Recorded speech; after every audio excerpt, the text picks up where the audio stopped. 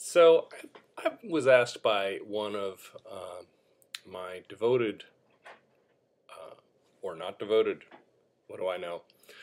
Uh, I don't want to say fans because I don't want to sound that self-important, but someone who watched one of my videos requested that I do a video on self-esteem versus self-acceptance. So here we go, self-esteem versus self-acceptance.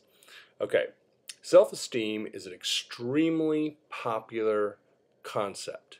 There are many, many books that have been written about self-esteem, especially in the pop psychology literature. It sells a lot of books. People want it.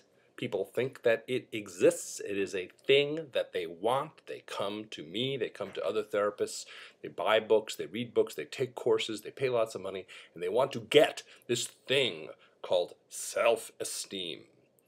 And once you get it, then you can do all sorts of things that you want to do, I suppose is the way the notion runs. Well, first, let me make it really clear that I don't believe that that is true. I believe that that is false and unsupported. So let me demonstrate a couple of things. First of all, where is my self-esteem? Not over there. It's not over there.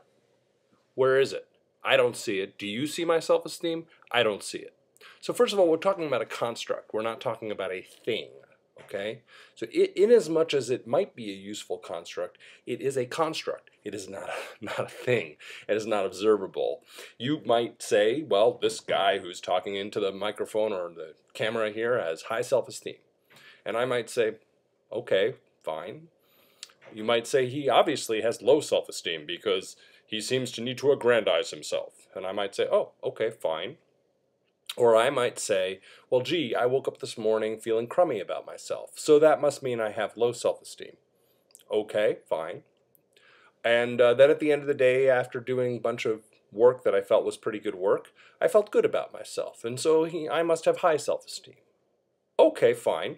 Or one might say, well, because your self-esteem varied from the beginning of the day to the end of the day, then therefore you have low self-esteem or variable self-esteem. To which I say, okay, now what was the usefulness of this construct again? We were trying to get something that we didn't have. So I just don't see it. I don't buy it. I mean, maybe someone can enlighten me here, but I've never found it a useful construct. I've been a psychologist, or I've been a trainee in psychology and then a psychologist since 1996.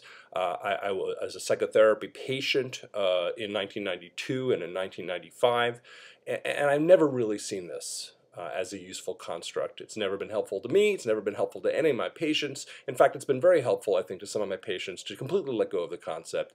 And as Albert Ellis once said, either just have 100% good self-esteem or just don't pay any attention to self-esteem at all. Basically, it's a meaningless concept. What now? Self-acceptance. Now, that's a different story. The self-feeling that is the word that I use to describe how one is feeling and thinking at any given moment about oneself. The self-feeling varies widely throughout the day, and it varies depending upon what one does and what just happened and whether one succeeded in the last task that one took on. But the self-feeling varying wildly throughout the day, on some days at least, that can really be disturbing to us if we do not have a willingness to have it.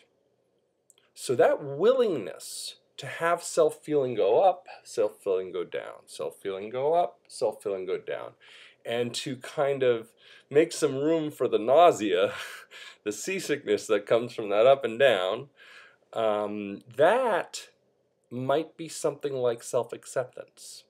Now, this is not a done deal.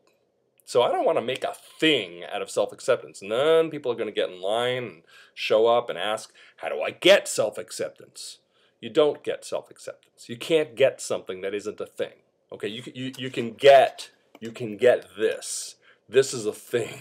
It's a paper clip. You can get this. Okay, you can't get self-acceptance. Recently, someone said I talk like I'm talking to a 5-year-old.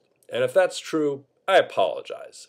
I don't consider anyone to be listening to this or watching this to be a 5-year-old.